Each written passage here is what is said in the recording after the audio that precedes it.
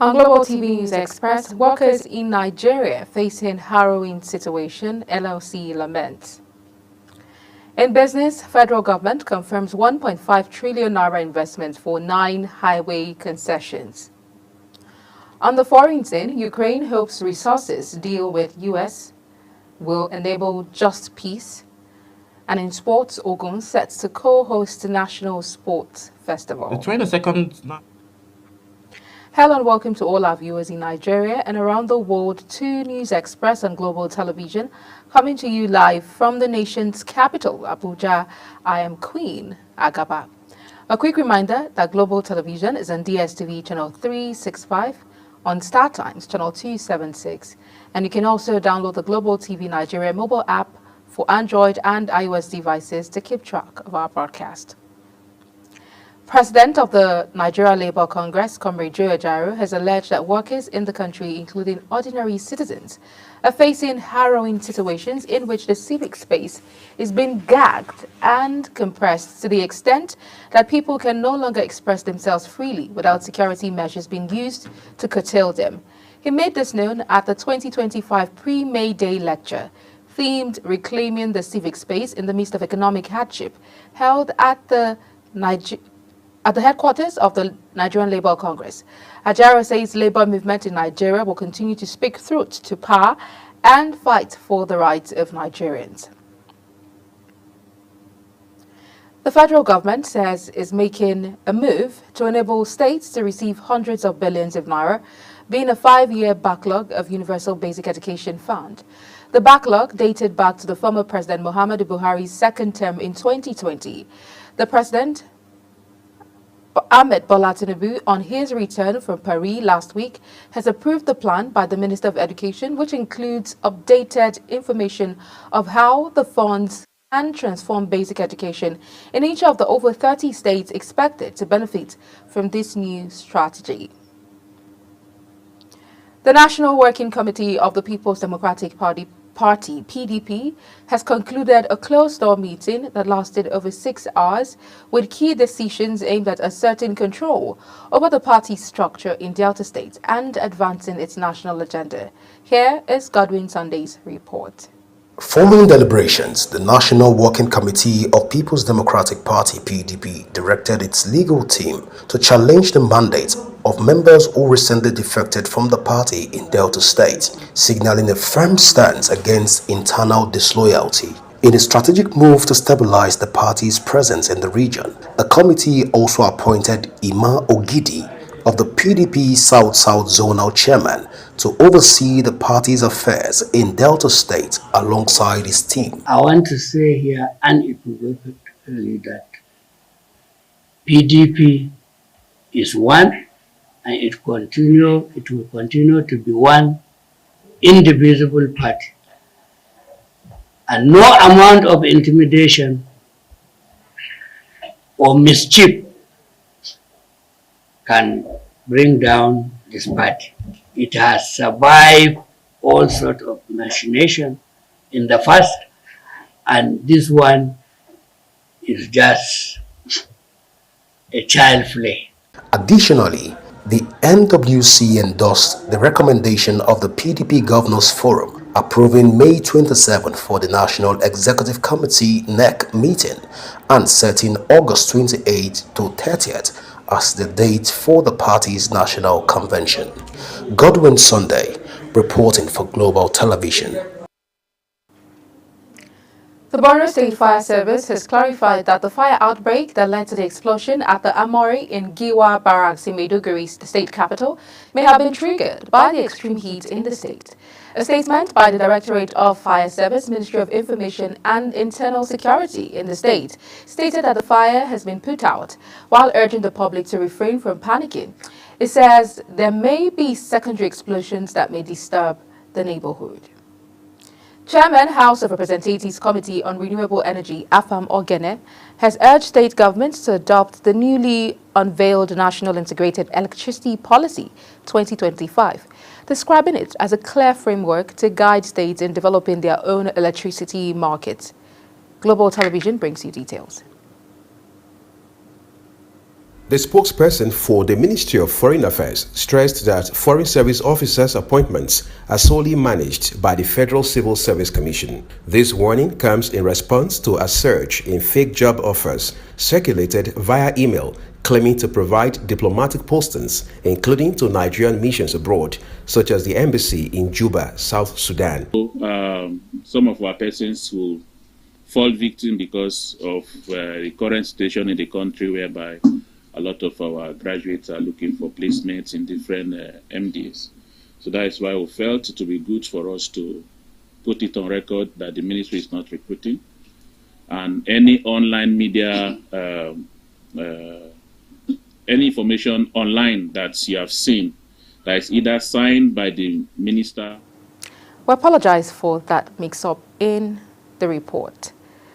You're watching the live broadcast of the News Express. When News Express returns, US urges India and Pakistan to diffuse tensions after Kashmir killings. Details coming shortly after the break. Please stay with us.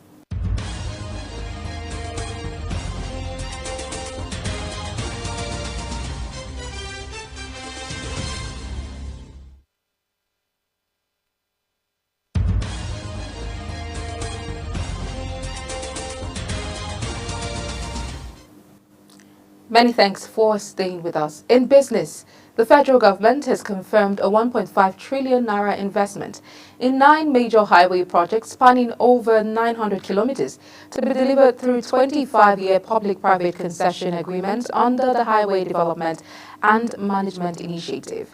The announcement followed a high-level meeting chaired by the Minister of Finance and Coordinating Minister of the Economy, Wale Adu, alongside the Minister of Budget and Economic Planning, Senator Abubakar Atiku Bagudu.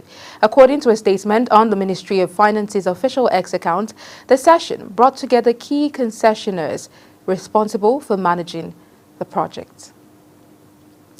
Guarantee Trust Bank, GTB, has become the first major Nigerian bank to adjust its SMS transaction alert fees in response to a broader increase in telecom service charges, hiking its fee from 4 naira to 6 naira per message effective today, May 1st. Bank says the adjustment is due to a recent increase in telecom rates as communicated by the telecommunication service providers, while reaffirming the role of SMS alerts in helping customers track and secure their account activity. On the foreign scene, Ukraine and the US have signed a much-anticipated natural resources deal after months of tense negotiations. The deal, which says the US will share profits from future sales of Ukraine's mineral and energy reserves, aims to incentivize Washington to invest further in Ukraine's defense and reconstruction. The US has urged India and Pakistan to work together to de-escalate tensions after a deadly militant attack in Indian-administered Kashmir last week killed 26 civilians. Secretary of State Marco Rubio held separate talks with India's Foreign Minister and Pakistan's Prime Minister on Wednesday and called on them to maintain peace and security in South Asia. India accuses Pakistan of supporting militants behind the 22 April attack at a scenic meadow near the resort town of Pahalgam, Islamabad. Islamabad rejects the allegations. In sports, Ogun State government says it is determined to boost the economy of the state through the National Sports Festival, which is scheduled to hold between 16th and 30th of May 2025. Speaking in an interview with newsmen in Abeokuta, the Commissioner for Sports Development, Wasiu Isiaka, stressed that the festival will create direct and indirect jobs for residents of the state. Samuel Odi completes the story. The 22nd National Sport Festival, also known as Gateway Games, is set to feature a wide range of sports, including football, volleyball, and basketball. The Commissioner for Sports Development, Wasiu Isiaka, says the government is working diligently to complete the renovation of the sports facilities for the upcoming festival, adding that the government will ensure that the facilities are well maintained even after the festival, leaving a lasting legacy for the state's sports development. Preparation is going very well. I think the stage we are presently is to dot our I's and cross our T's. Of course, you can see the level of preparation for yourself. At least we've gone around together. This is just one of the facilities that we are using. We are using another one at Ijeja. There is one at Remo Star facility, and there's another one at Shagamu, NYC camp. So everything we are very good.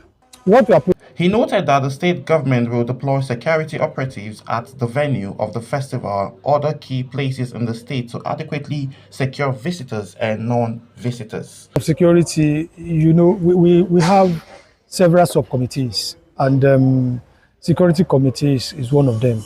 And this is not a festival that is being controlled or organized by Ministry of Sport Development only. We are just the coordinator. We have several agencies, ministries, parastatals that are involved, and all of us are working around the clock to ensure that we deliver the best festival. No fewer than 15,000 athletes are expected to participate in the Games, with Babcock University to serve as a Games village. Samuel Odi reporting for Global Television News.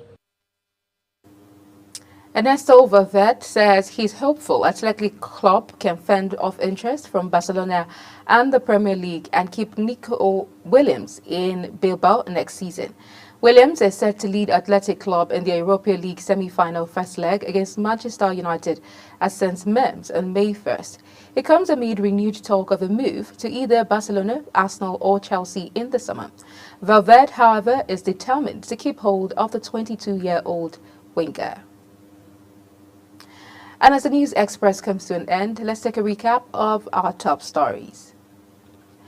President of the Nigeria Labour Congress, Comrade Joe Ajaero, has alleged that workers in the country, including ordinary citizens, are facing a harrowing situation in which the civic space is being gagged and compressed to the extent that people can no longer express themselves freely without security measures being used to curtail them. In business, the federal government has confirmed a 1.5 trillion naira investment in 9 major highway projects spanning over 900 kilometers to be delivered through 25-year public-private concession agreements under the Highway Development and Management Initiative. On the foreign scene, Ukraine and the US have signed a much-anticipated natural resource deal after months of tense negotiations. And in sports, we told you, Ogun State government says it is determined to boost the economy of the state through the National Sports Festival, which is scheduled to hold between 16th and 30th of May 2025. And that's it on Global TV News Express. A quick reminder that Global Television is on DSTV channel 365 and channel 276 in Star Times. Kindly follow us across all social media platforms using @GlobalTVNG and other handles now showing on your screen. You can also download the Global TV Nigeria mobile app for Android and iOS devices to keep track of our broadcast. I'm Queen Agaba. Thank you for watching and see you again.